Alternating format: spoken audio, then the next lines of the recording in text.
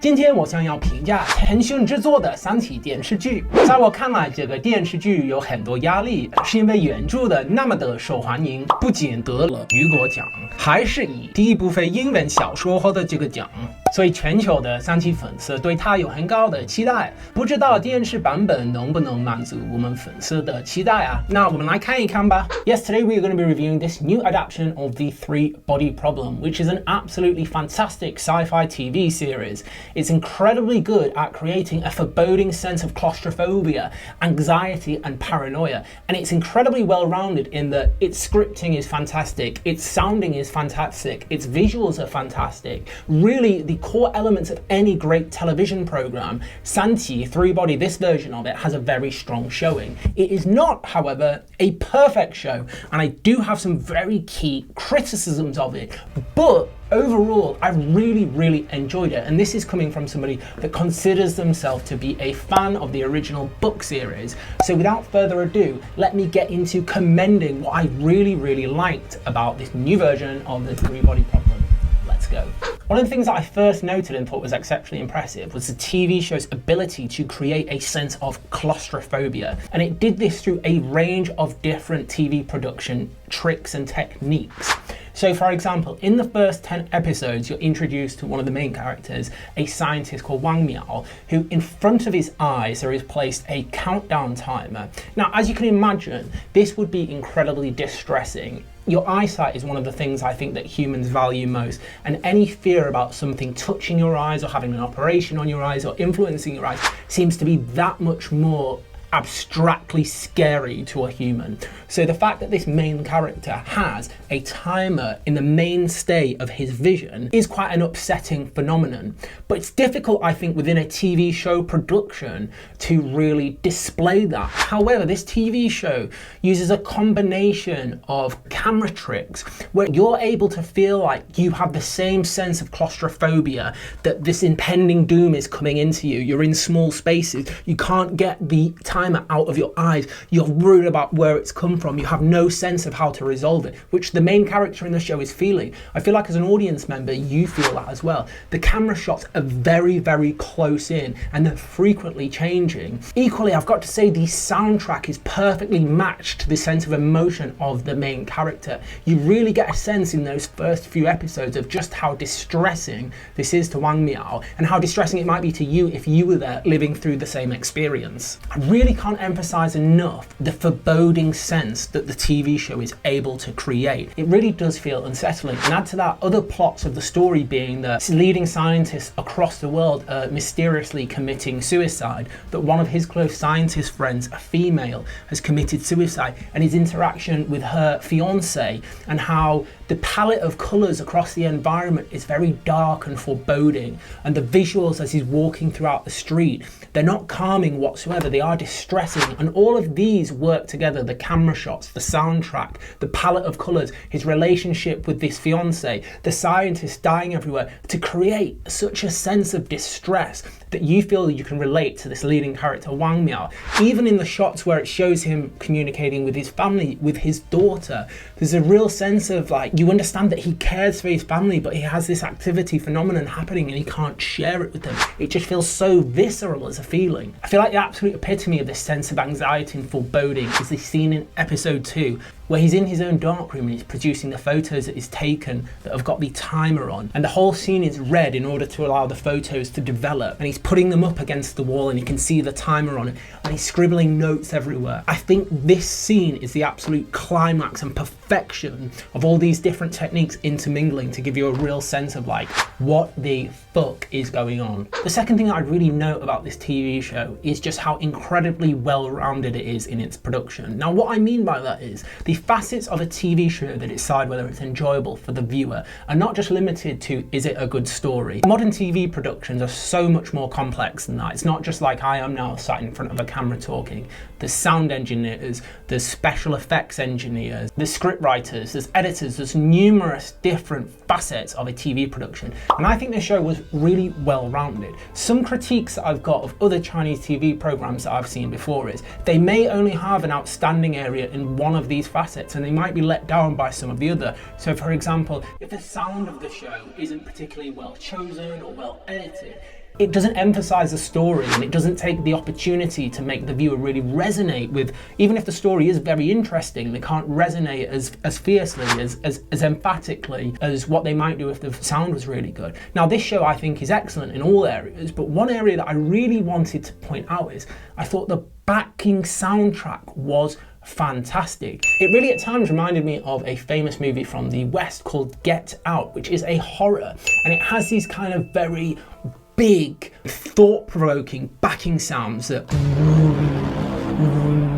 I can't describe it. Christopher Nolan, the famous director who's done Batman and Inception and Tenet, these movies, is also a big fan of using this sound. It's almost like a warbling and you don't know where to place it.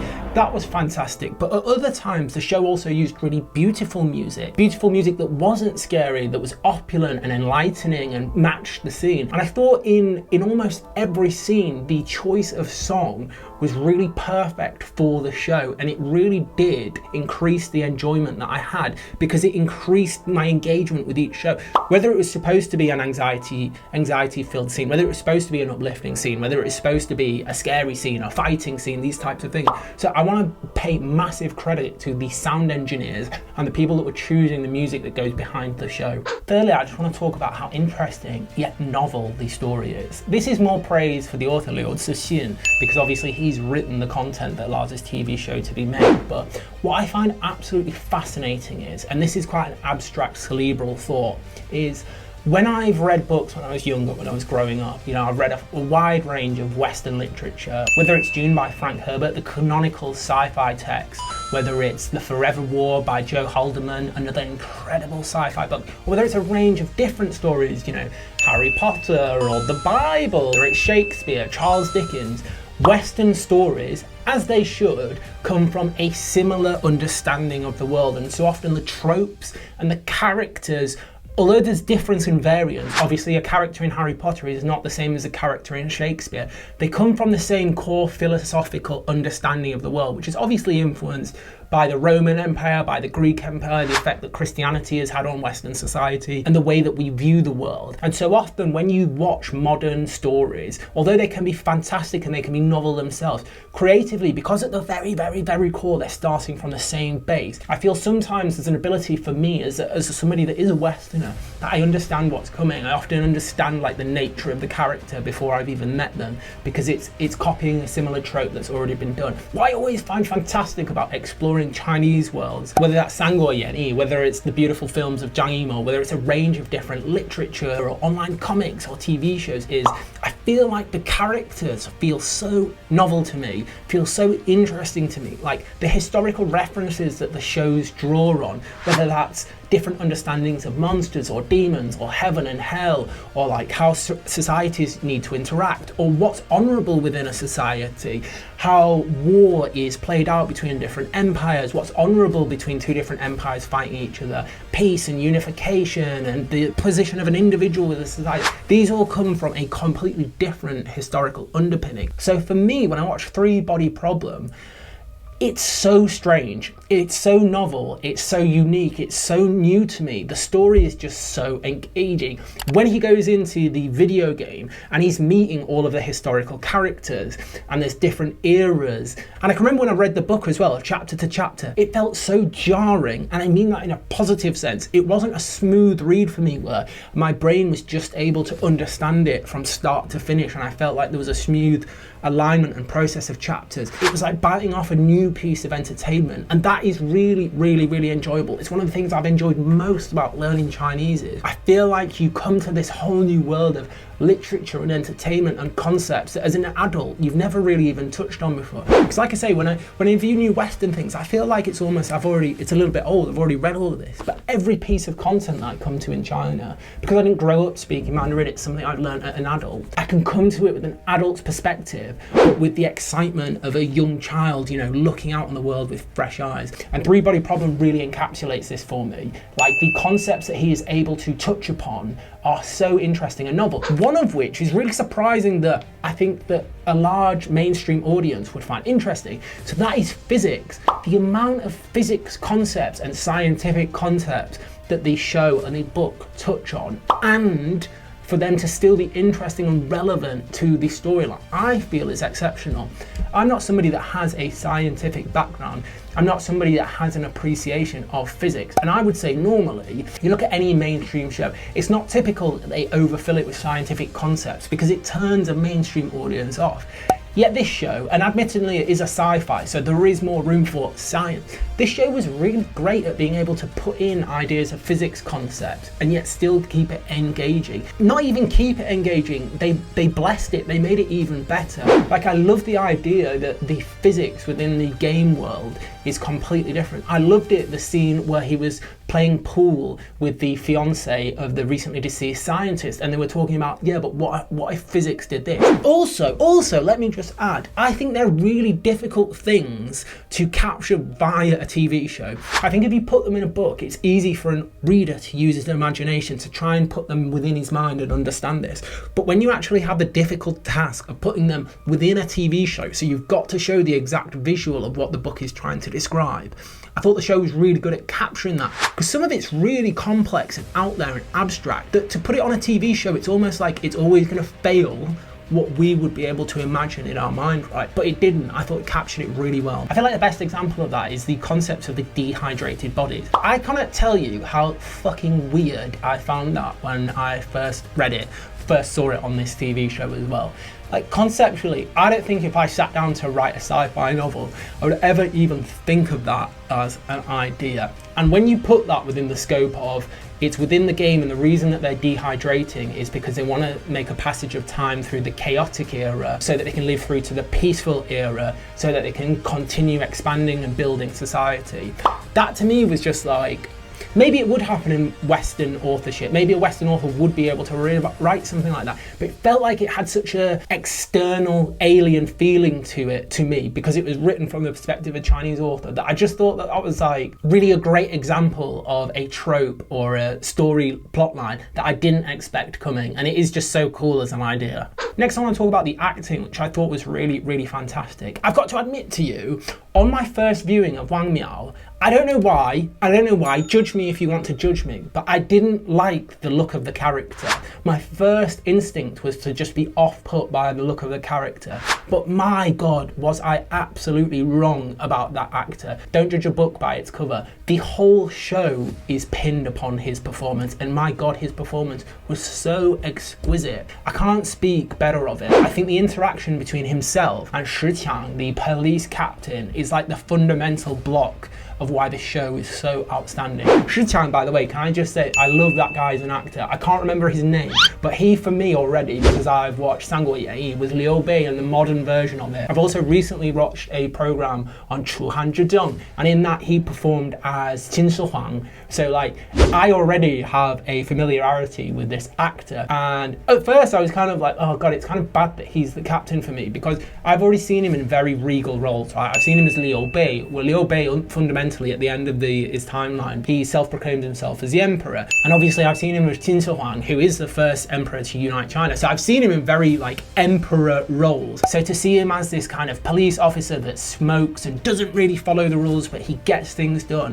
was a little bit, again, it was a little bit jarring for me, but my God, he's great in that role. He's really able to play it with a sense of humor and a sense of intensity, and I feel like he really captured this idea of this policeman who's a little bit rogue, who kind of at times is disagreeable towards his boss. He's a little bit disagreeable with society, right? He's a little bit rough around the edges, but my God, that actor could play him. So fabulous work for the actors. Another minor character that I just want to draw some attention to, who I thought was really fabulous at acting, was episode 9, the character who had discovered all of these safe house locations that work for the media. I thought during the interview, whilst he'd been interviewed by the head of the police, that his responses were really fantastic. The way that he was quite arrogant, the way that he used this sense of like, you don't understand what you're talking about.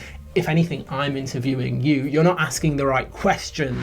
This real sense of like cheek and arrogance that he'd found out information the head of the police hadn't even given to anybody. I thought he acted that really well, so credit to him as well. Finally, I want to touch on the scene in episode 11 where Yuanjie is accused of writing a letter to send to the central leadership. I thought that was a really significant scene within the TV show. That for me was so heartbreaking that the person that she'd written it for had lied in order to protect himself from receiving punishment, because obviously the letter that he'd written in terms of his suggestions had been rejected, and they were seen as counter-revolutionary, and they were seen as not acceptable. She'd only written it for him because his hand was cold, right? The intensity of that scene where she's being interrogated by her leader, he's asking her to admit guilt, he's saying, look, we clearly know that you've written this, we've analysed the handwriting, and then the gentleman that's accusing her throws the book and it hits in her face.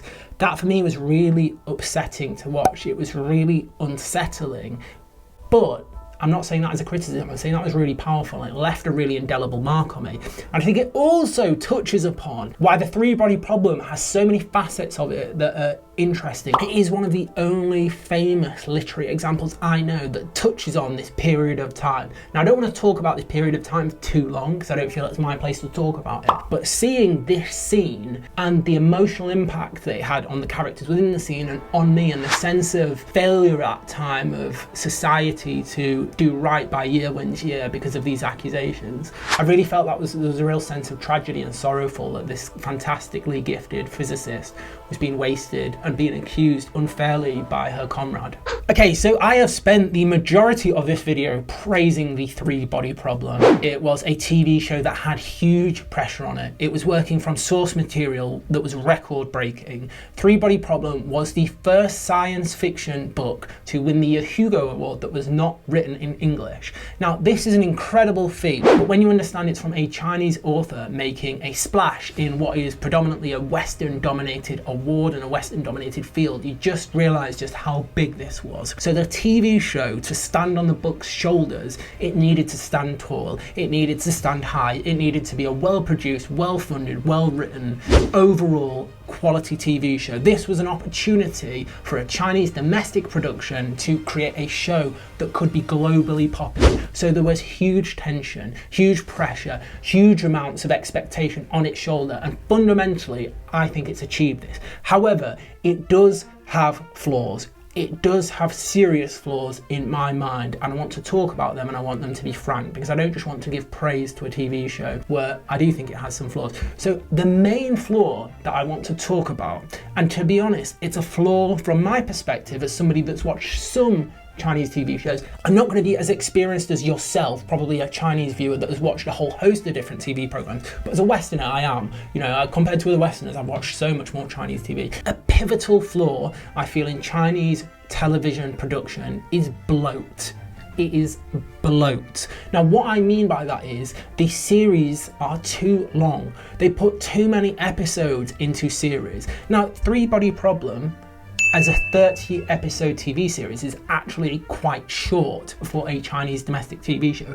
Often they can be longer. And to be honest, this TV show is not that bloated. It isn't hugely bloated, it isn't significantly bloated. What I mean by that is stretched out. But when I was watching it, there was a sense at times, not all of it, but some of it, where the storyline could have been quickened.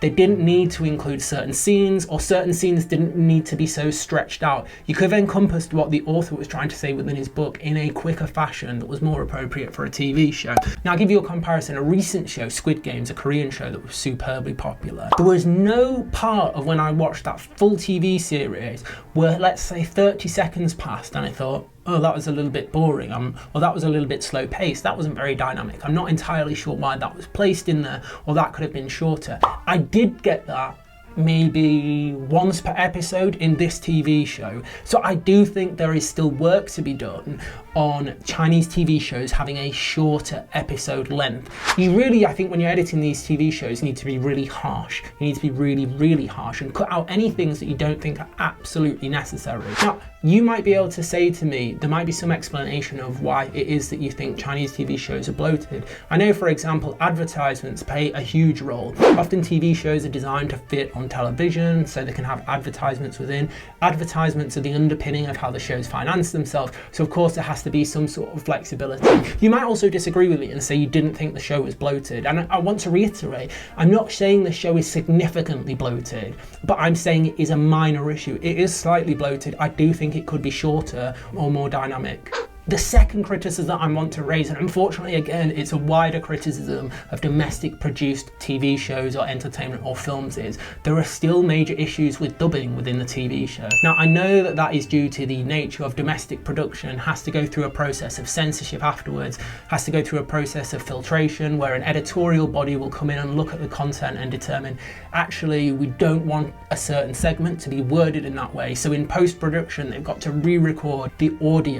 But it really, I'm not disagreeing with the political, I'm not even debating the political sense of whether that's appropriate or not. I'm not touching on that subject. I'm just talking about the effect it has, in my perspective, on the quality of the production. And I think it is hugely detrimental. It is so noticeable. When this happened, even within this show, they had quite good sound editing, but it's still so noticeable. I feel our human ears are so sensitive to be able to know that there is some discontinuity in the audio. If it sounds slightly different, we can pick up on it. And it just makes the show seem amateurish. It makes it seem like a video that I'm producing where the sound quality can be quite naff. Now this isn't all the time, it only does it like probably about 3 times an episode, and they only last for like, I don't know, 5 to 15 seconds. But I wish there was a technology or there's a technological improvement where they could get to the point in post-production they could add actors saying lines and it wouldn't be noticeable to the audience, because every time I notice it, it does make me wince.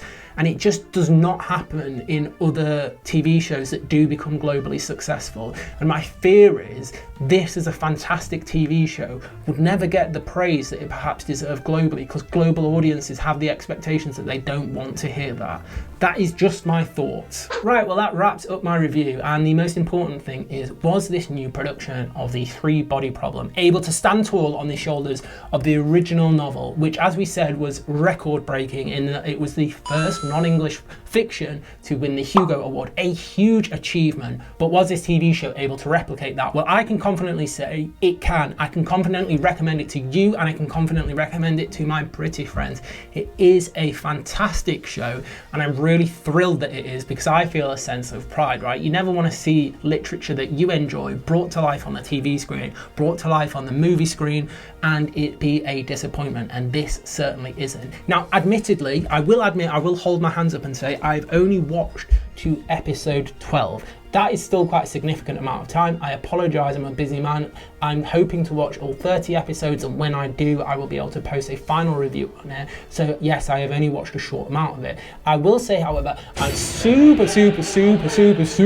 excited for the scene where he uses this nanotechnology to cut the boat in half. That is something that I remember so clearly from the book. That's really going to be fantastic. But overall, yeah, it's a great show, and I am very happy to recommend it. And I hope that you have enjoyed this video and you are happy to recommend this video. If so, make sure you give it a like, write a comment and tell me whether you enjoyed this new TV series, and yeah, just share the video. Right, other than that guys, I'll see you next time. 下次再见, bye bye.